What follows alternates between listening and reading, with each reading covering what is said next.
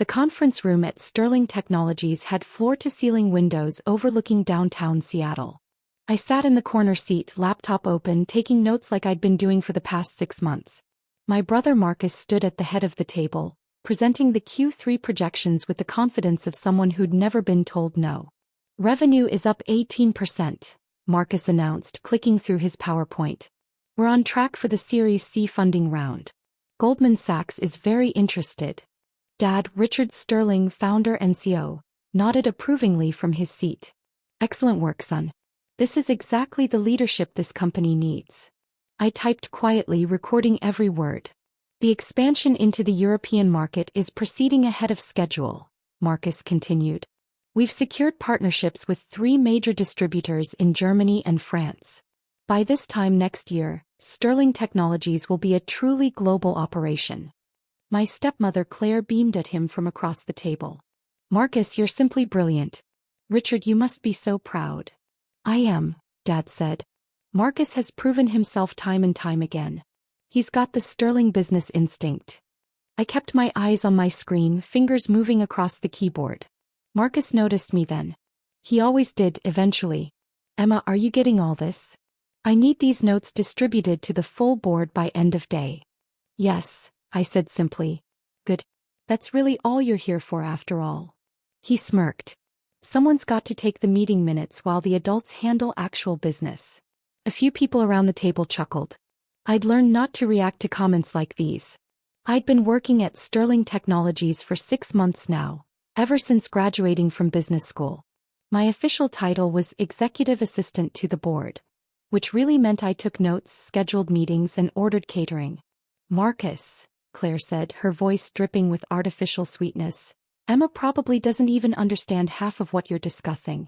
All those complicated financial terms. True, Marcus agreed. Emma, do you know what a Series C funding round is? I looked up at him. Yes. Really? Want to explain it to the room? The trap was obvious. If I explained it correctly, I was showing off. If I stumbled, I was proving their point. I chose silence. That's what I thought, Marcus said. Stick to what you're good at, little sister. Taking notes, ordering lunch, scheduling meetings. Leave the actual business to the professionals. Dad cleared his throat. Marcus is right, Emma. You're still learning. It's good that you're here observing, but you need to understand your limitations. You graduated from business school, yes, but you don't have any real-world experience. You haven't built anything. You haven't closed any deals. I understand, I said quietly, returning to my typing. The meeting continued for another hour. Marcus outlined expansion plans that would require significant capital. Dad discussed the company's burn rate and runway. Claire, who held a VP title despite never actually working, suggested throwing a gala to raise the company's profile among investors. I recorded everything. After the meeting ended, people filed out. Marcus lingered, walking over to my corner of the room. You know, Emma, he said, hands in his pockets, I respect that you wanted to try the family business. But maybe it's time to accept that not everyone's cut out for this world. There's no shame in finding something more your speed. Like what?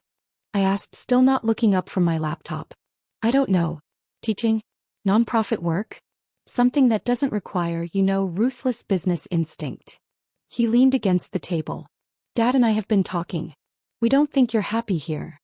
I'm fine. Are you though? You barely speak in meetings. You don't contribute ideas. You just sit there typing. He shook his head. This isn't an entry-level job, Emma. This is pity employment. Dad felt bad that you came back from business school with all these expectations, so he created a position for you. But we both know you're not actually adding value. I saved my notes and closed my laptop. Is there anything else you need, Marcus? See, that's what I mean. No fire. No passion. You're not a Sterling, Emma. Not really. He straightened up. I'm not trying to be cruel. I'm trying to help you understand reality.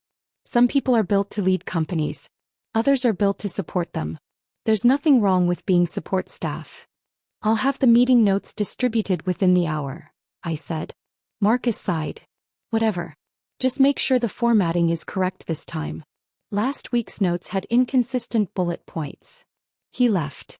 I sat alone in the conference room for a moment, looking out at the Seattle skyline. Then my phone buzzed. David Chin, Quantum Capital Partners. I answered. David. Emma, we need to discuss the Sterling Technologies position. David's voice was all business. He'd been my investment director for 3 years, ever since I'd started building my portfolio in earnest. The quarterly review shows some concerning trends. I know, I said quietly, glancing at the door to make sure I was alone. I'm seeing it from the inside now. Your brother's European expansion is overextended. He's burning through cash at an unsustainable rate. The Goldman Sachs Series C he keeps mentioning? I made some calls. They're interested but not at the valuation Marcus is assuming. What's the gap? He's expecting $300 million.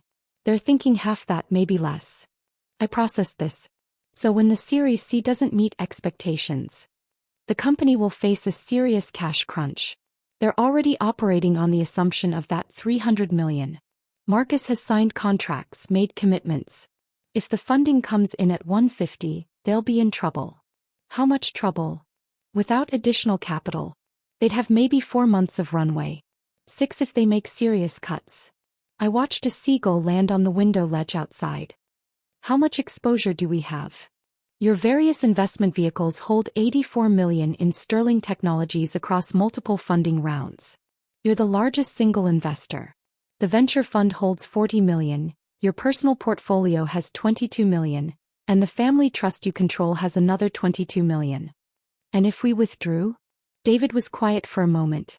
The company would collapse within weeks. Your $84 million represents 63% of Sterling Technologies' total funding. Without it, they can't make payroll, can't pay vendors, can't execute contracts. The whole operation shuts down. I'm not making any decisions today, I said. But prepare the paperwork. I want to be ready. Understood. Emma, I have to ask, does your family know? No. Don't you think? No, I repeated. Not yet. After ending the call, I distributed the meeting notes to the board, then headed to my small office, really more of a converted supply closet, down the hall from Marcus's corner suite. 3 weeks later, Dad called a special board meeting. I took my usual corner seat with my laptop. Marcus was practically vibrating with excitement. I've got incredible news, he announced. Goldman Sachs has sent over the term sheet. The Series C is happening. Claire clapped her hands together. Oh, Marcus, that's wonderful. What's the valuation? Dad asked. Marcus's smile flickered slightly. $145 million. The room went quiet. That's... Dad frowned. That's less than half what we discussed. I know, but I've run the numbers. We can make it work. We'll just need to be more strategic about the European expansion. Maybe phase it over 18 months instead of 12. One of the board members, Gerald Patterson, who'd been with Sterling Technologies since the beginning, spoke up. Marcus, you've already signed contracts for the European expansion. You've committed to hiring 35 people. You've leased office space in Munich and Paris. Those costs don't pause just because funding came in lower than expected. I'm aware of that, Gerald, Marcus said tersely. Like I said, we'll be strategic. Strategic means what exactly? Gerald pressed. You're burning $3 million a month on expansion costs alone. The Goldman funding will cover operations for what, 3 years at current burn? Less if anything goes wrong. Nothing's going to go wrong, Marcus snapped. This is how business works. You take calculated risks. You don't get anywhere by being conservative. I typed every word. Dad intervened. Let's all take a breath. Marcus is right that calculated risks are part of growth. But Gerald raises valid concerns. Marcus, I need you to put together a revised budget that shows exactly how we'll manage the European expansion with the new funding parameters. Of course, Marcus said. I'll have it by Friday. Good. Dad looked around the table. Anything else? I raised my hand slightly. Everyone looked at me like I'd started speaking in tongues. Yes, Emma? Dad said, clearly surprised. The Goldman term sheet, I said. Does it include any conditions on existing debt or investor rights? Marcus's jaw tightened. Why would you ask that? Because Series C terms often include provisions that affect earlier investors. I wanted to make sure those have been reviewed. Of course they've been reviewed, Marcus said. By actual lawyers. People who understand these things.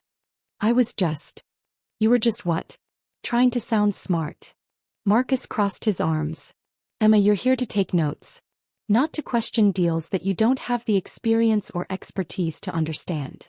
Marcus, Gerald said carefully, actually that's not a bad question. Have we had legal review the impact on Series A and B investors? It's handled, Marcus said firmly. Emma, back to your typing. My fingers returned to the keyboard. After the meeting, Claire cornered me in the hallway. Emma, sweetie, I need to talk to you. I waited. Your father and I have been discussing your future here at Sterling Technologies. We're concerned. About what? About whether this is really the right fit for you, dear. She touched my arm in a way that probably looked maternal to anyone watching. You seem so uncomfortable in these meetings. Always hiding in the corner, barely participating. Is this really what you want to do with your life? I like my job. Do you? Because it doesn't look like it. And honestly, honey, Marcus is right. You don't seem to have the killer instinct this industry requires. You're too soft. Too hesitant. She lowered her voice. Between you and me, I think your father only hired you because he felt guilty about the divorce. He wanted to prove he still cared. But at some point you need to stand on your own feet. I am standing on my own feet. Are you? You're living in your father's building, working at your father's company, taking a salary that, let's be honest, is more than your actual contribution warrants. She smiled sympathetically. I'm not trying to hurt your feelings. I'm trying to help you see reality. You're 28 years old. You have a business degree. But you're working as basically a secretary. Doesn't that bother you? No, I said simply. Claire's smile thinned. Well, it bothers us. We think you're wasting your potential. And frankly, it's awkward having you in these board meetings where serious business is discussed. You're a distraction. I'll try to be less distracting. That's not, she sighed. Never mind. Just think about what I said, okay? Maybe it's time to find your own path. Away from the family business. She walked away. I returned to my office and made a call. David, it's Emma. What's wrong? You never call during business hours. I need updated numbers on Sterling Technologies' cash position. And I want to know exactly what happens to their operations if the Goldman Series C falls through. Why would it fall through? Marcus signed the term sheet. Just get me the numbers. David called back within 3 hours. Okay, if the Goldman deal collapses, Sterling Technologies has approximately 8 weeks of cash runway at current burn rate. They'd need emergency funding or they'd have to shut down operations. And our position? Still $84 million across your various holdings. Your venture fund's $40 million makes you the lead investor from the Series B round. You have significant rights, board seat, information rights, veto power on certain decisions. I never exercised the board seat. I know. You said you wanted to keep a low profile. Maybe that was a mistake. I paused. What would happen if I called a special investor meeting? To discuss what? Management decisions. Cash burn. Strategic direction. David was quiet for a long moment. Emma, if you call that meeting, your family will know. They'll figure out who you are. I know. Is that really what you want? After 3 years of keeping this quiet. I looked at the stack of meeting notes on my desk. All those months of sitting silently in the corner, taking notes while Marcus belittled me and Claire questioned my worth. Not yet, I said. But soon. The company gala was Claire's idea. She wanted to celebrate Sterling Technologies' bright future and court potential investors for future funding rounds. The event was held at the Four Seasons with 200 guests, an open bar and a live orchestra. I wore a simple black dress and spent most of the evening standing near the wall, watching. Marcus held court in the center of the room, surrounded by local business press and potential investors. He'd had several drinks and his voice carried across the ballroom. The key to success, he was saying, is surrounding yourself with A players. People who understand business at an instinctive level. You can't teach that. Either you have it or you don't. A journalist nodded, recording on her phone. And what about succession planning? You're relatively young to be running a company approaching $100 million valuation. True, but I've been groomed for this my entire life. My father built this company, but I'm the one who's scaled it. I'm the one who saw the opportunity in Europe. I'm the one who secured the Series C. He paused. Business isn't about where you start. It's about having the vision and killer instinct to capitalize on opportunities. Does the rest of your family work at Sterling Technologies? My father, of course. He's still CO, though I handle most of the day-to-day operations. My stepmother Claire is VP of Strategic Partnerships. And my sister Emma works here too. What does she do? Marcus's eyes found me across the room. Emma? She's more of a support role. Administrative stuff. She takes meeting notes, handles scheduling. That kind of thing. Did she go to business school? She did, actually. But business school doesn't make you a business person. You need practical experience. You need wins under your belt. Emma's still figuring out what she wants to do. Right now, she's basically learning by watching the professionals. Several people laughed. The journalist seemed uncomfortable. I see. And does she? Emma's a sweet kid, Marcus interrupted, but she doesn't have the Sterling edge. Not everyone does. Our family business will stay in the hands of people who know how to run it, people who've proven themselves. I felt my phone buzz. A text from David. Need to talk. Call me when you can. I slipped out of the ballroom and found a quiet corner in the hotel lobby. David. We have a problem. I just got off the phone with Goldman Sachs. My stomach dropped. What happened? The Series C is in trouble. Their due diligence team found some issues with Sterling Technologies' customer contracts. Apparently, Marcus overstated the revenue from several European partnerships. Not fraud exactly, but aggressive accounting. Goldman's getting cold feet. How cold? They might pull out entirely. My contact there says the partners are meeting tomorrow to decide. If they pull out, Sterling Technologies is in serious trouble. The company's been operating under the assumption that $300 million was coming in. Marcus spent that money before it existed. They've got obligations they can't meet without new funding. I closed my eyes. And no one else knows yet. Just you and me. The Goldman team will inform Richard and Marcus tomorrow morning. Emma, this is going to get ugly. Your family business is about to crater. It's not my family business, David. I just take notes there. Your 84 million says otherwise. You're the largest investor. When this hits, people are going to look to you for answers. Let them look. I ended the call and stood there for a moment thinking. Then I returned to the gala. Marcus was now on the small stage, microphone in hand, giving an impromptu toast. And I want to thank everyone here tonight for believing in Sterling Technologies. This company started in my father's garage 30 years ago. Now we're expanding across 3 continents. We've got partnerships with Fortune 500 companies. We're revolutionizing the supply chain technology industry. He raised his glass. To the future. To growth. To the Sterling family legacy. Everyone applauded. Claire was crying happy tears. Dad stood beside Marcus, one hand on his shoulder, beaming with pride. I found myself smiling slightly. They had no idea what was coming. The call came at 7:30 the next morning. I was in my apartment, the one I rented myself despite what Claire thought, drinking coffee when my phone rang. Emma Sterling? This is Jason Whitmore from Goldman Sachs. I'm calling regarding the Sterling Technologies Series C funding round. I'm aware of the situation, I said. You are? Has Richard or Marcus? No. I have other sources. Silence on the line. Miss Sterling, I'm looking at our cap table analysis, and I'm seeing some unusual patterns in the investor structure. There's a venture fund called Quantum Capital Partners that holds a significant position. Then there's a family trust, the Catherine Sterling Trust, that also has substantial holdings. And several smaller investment vehicles. All told, about 84 million across multiple funding rounds. That sounds right.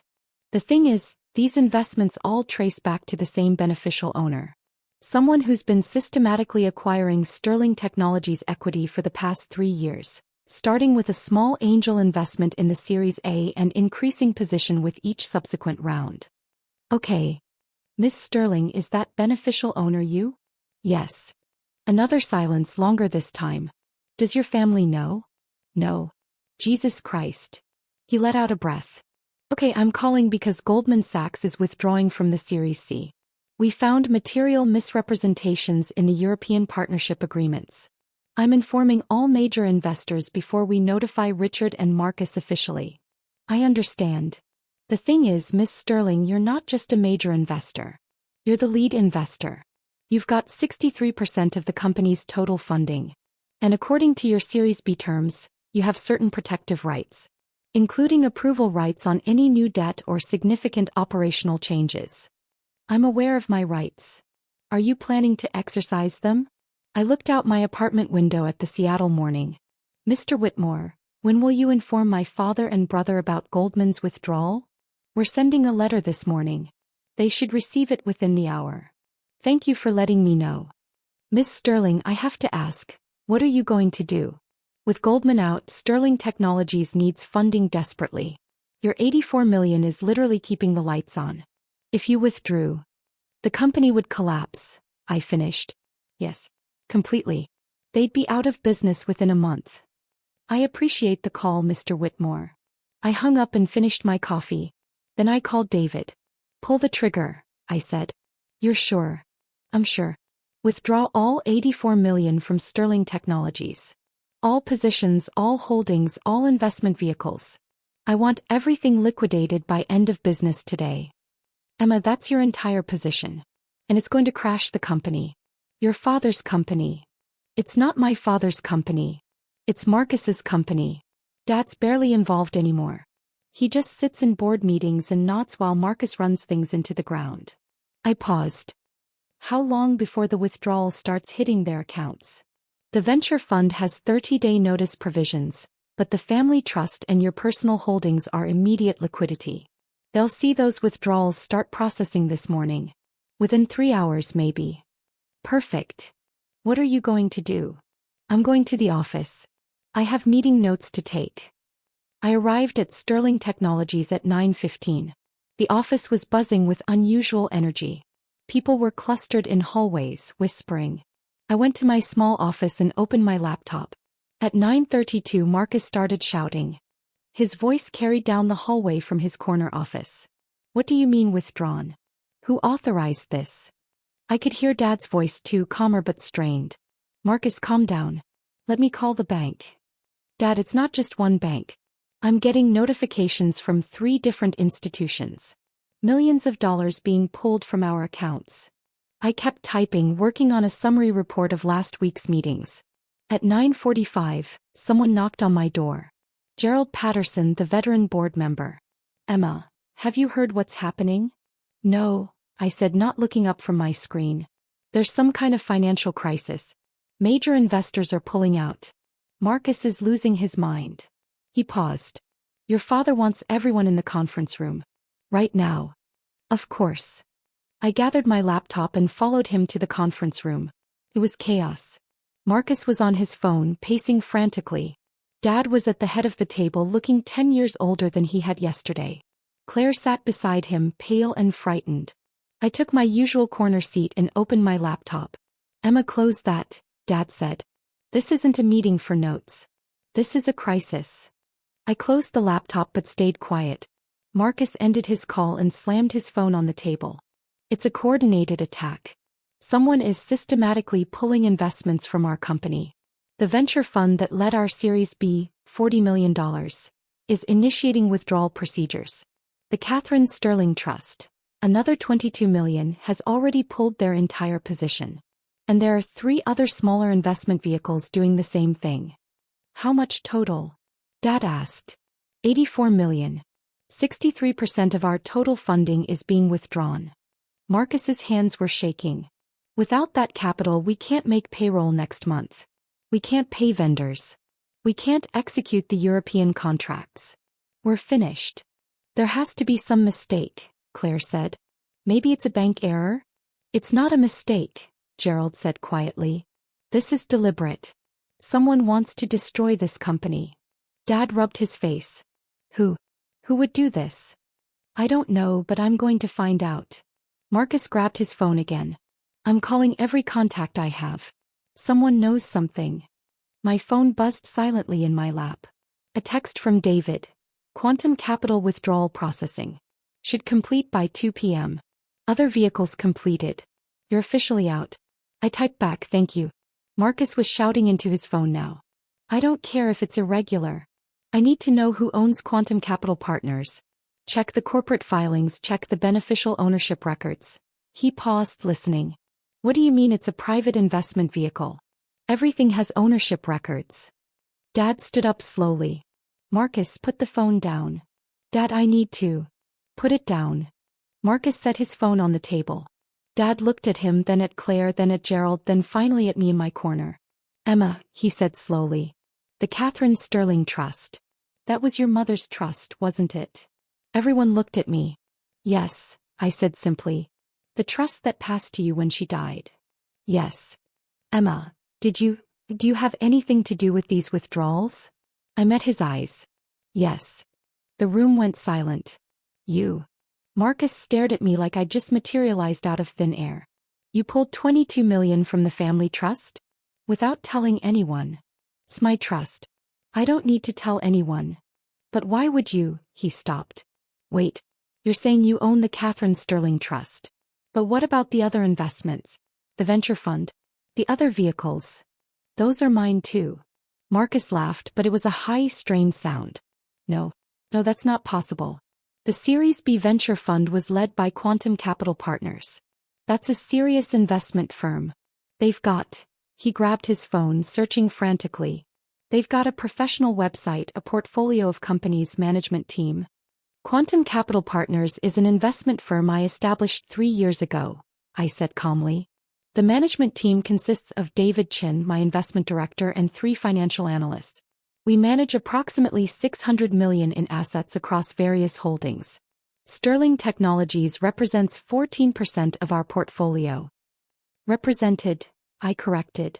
As of 2 hours ago, we're fully divested. Claire made a small sound, almost like a whimper. Dad sank back into his chair.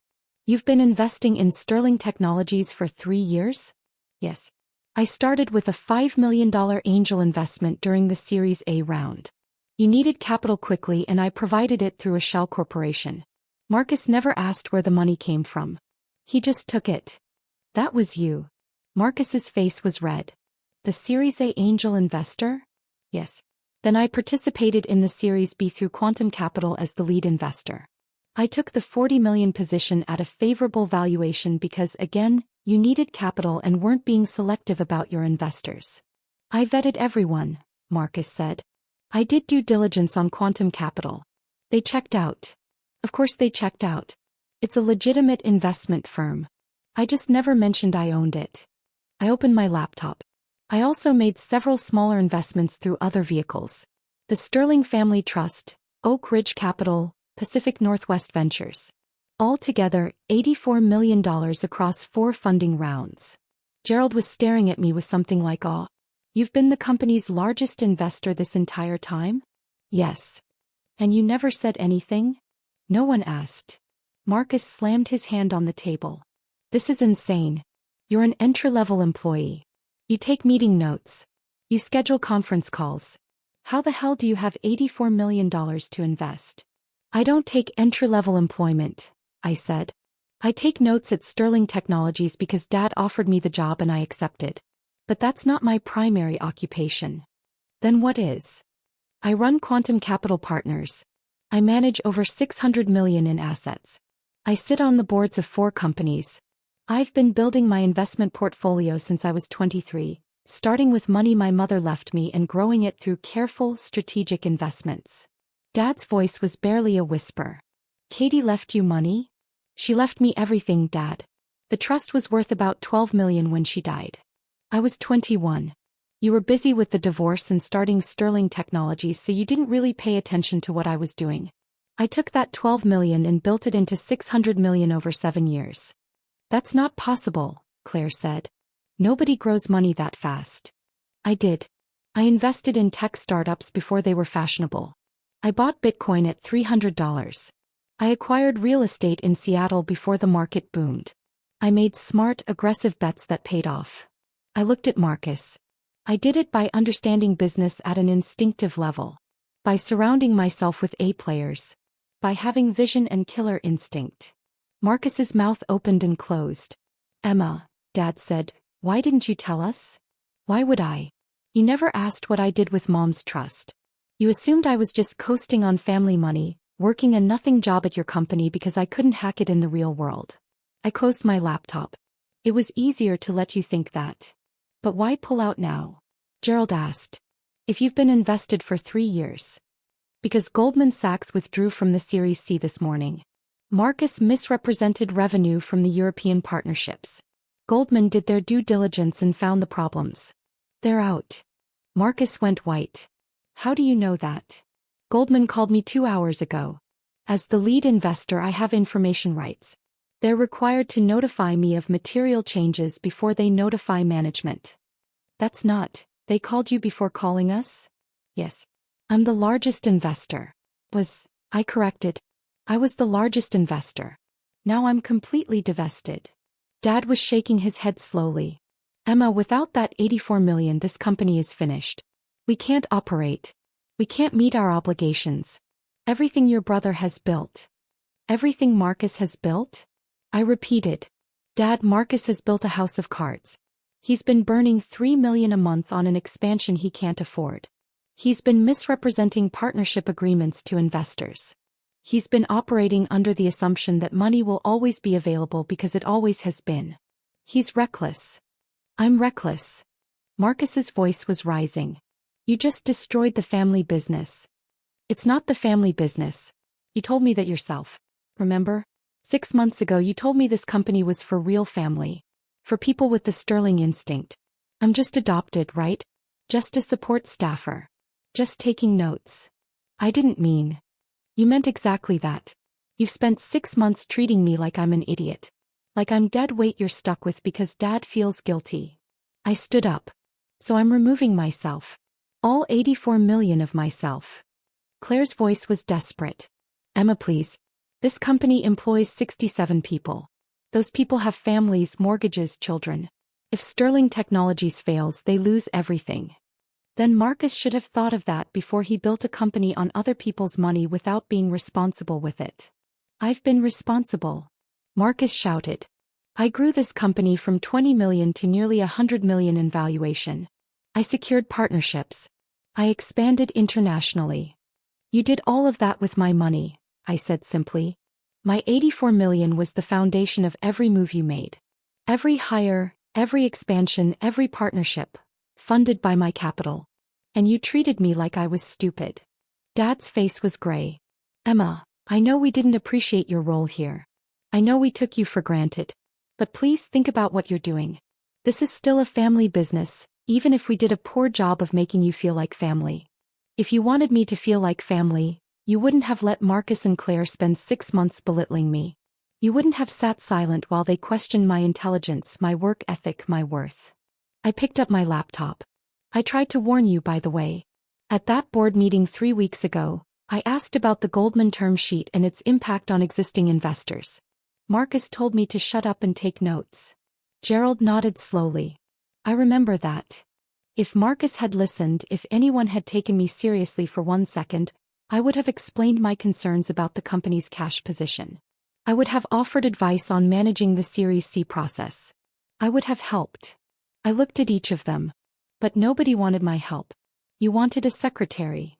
So this is revenge? Marcus asked. You're destroying everything because your feelings got hurt? No. This is business.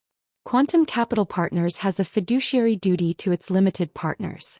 When we identified material risks in Sterling Technologies, overextension, misrepresented revenue, failed Series C funding, we had an obligation to protect our capital. So we withdrew. I paused. It's not personal, Marcus. It's just business. You understand business, right? The room was silent except for Claire crying softly. What happens now? Dad asked quietly. Now. Sterling Technologies tries to find emergency funding. You reach out to every investor you know. You beg for bridge loans. You cut costs drastically, lay off most of the European team, close the international offices, scale back to core operations. I walked toward the door. Or you file for bankruptcy and liquidate. That's the more likely outcome. Emma, wait. Dad stood up. Please. I know we failed you. I know I failed you. After your mother died, I got so caught up in building this company that I stopped seeing you. I let Claire and Marcus treat you badly. I'm sorry. I paused at the door. If you give us another chance, Dad continued, I'll make changes. I'll value your input. I'll treat you like a real part of this company. I don't want to be part of this company, Dad. I never did. Then why work here? Why spend 6 months taking notes if you didn't care? I wanted to see if you'd notice, I said simply. I wanted to see if, at any point, you'd realize there was more to me than you assumed. I sat in meeting after meeting watching Marcus make mistakes, watching the company bleed money, wondering if anyone would ask my opinion. No one ever did. Ask now, Gerald said suddenly. Emma, if you were still invested, what would you recommend we do? I considered. Fire Marcus. Bring in professional management. Cut the European expansion entirely and focus on the core North American business. Reduce burn to under $1 million a month. Then approach Series C funding from a position of stability rather than desperation. Would that work? Gerald asked. It would give you a chance. Right now you have no chance. Marcus stood up. Fire me. This is my company. No, I said. It's Dad's company. And it was my capital. You were just the person spending both. I left before anyone could respond. My phone started ringing at noon. First Dad, then Claire, then Marcus. I didn't answer. By 2 p.m. David called. The full withdrawal is complete. All positions liquidated. You're officially out of Sterling Technologies entirely. Good. Emma, they're going to call you. Probably all of them. Multiple times. I know. What are you going to tell them? Nothing. Nothing. There's nothing to say. I made a business decision. Quantum Capital Partners withdrew from an underperforming investment with material misrepresentations and management issues. That's it. David was quiet for a moment. How do you feel? Fine. Really? I looked out my apartment window. I spent 6 months watching my brother treat me like an idiot while running a company into the ground with my money. I spent 6 months listening to my stepmother tell me I wasn't cut out for business. I spent 6 months being invisible while they celebrated themselves. I paused. Yeah, I feel fine.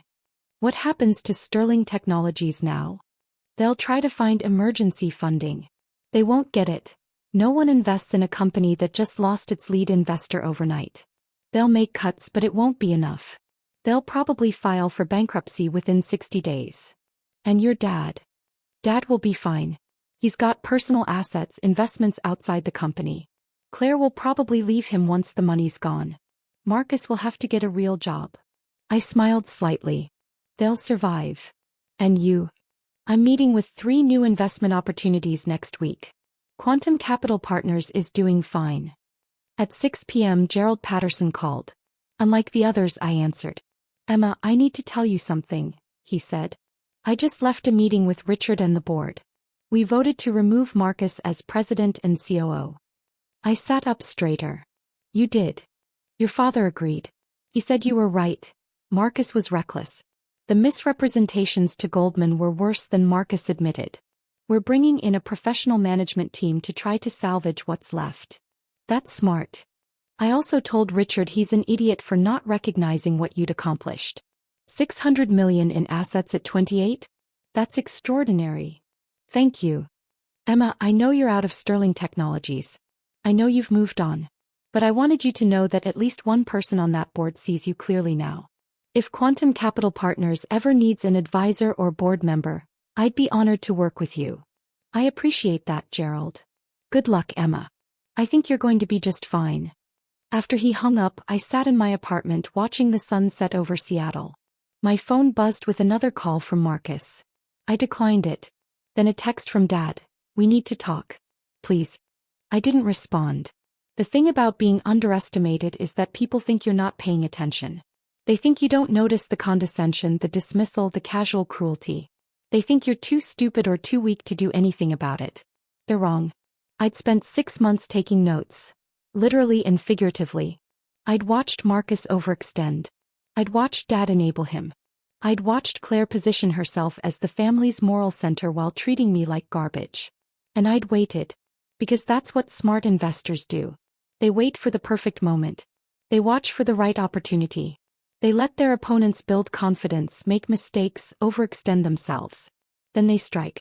My phone rang again. This time it was an unknown number. Emma Sterling. Miss Sterling, this is Jennifer Walsh from Forbes. I'm writing a story about Quantum Capital Partners and your investment track record. I understand you recently divested from a family company. I smiled. I'd be happy to tell you about Quantum Capital Partners' investment philosophy. When works for you. How about tomorrow morning? Perfect. As I ended the call, I thought about Marcus standing at that gala, giving his toast about the Sterling family legacy. About killer instinct and vision. He'd been right about one thing. Not everyone has it. But I did. And now everyone would know.